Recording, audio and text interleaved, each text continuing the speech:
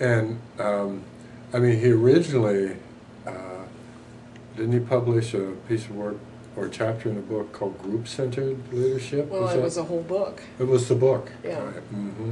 Yeah. And it was based on some research that he had done and came up with this idea. And then he worked while he was publishing that book. He worked at a consulting firm in Pasadena, Mm-hmm. Edward Glaser Associates. Okay. Mm-hmm.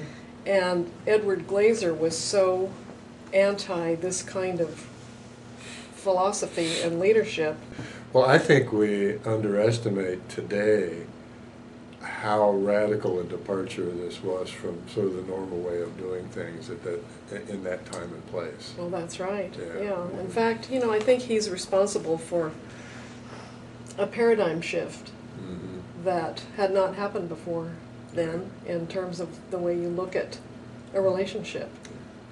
Because so much of what you see today, language, ideas, approaches that we take for granted, were very, very different from what was considered standard management leadership practice in those days. That's right. And I think that's actually probably its beauty, is that it has really infiltrated the culture. Yep, yep.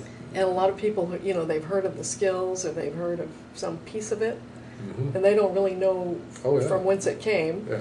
And that was that's where they. Yeah, they I'll almost learned it. never teach a class anymore that people have not heard of active listening, Right. or they call it win-win conflict. Don't call it method 3, but they call it win-win conflict resolution. Right. And, I mean, everyone knows this, and they use that terminology. I'm not convinced they always use them correctly, Right. but they always use the terms. They're familiar with the term.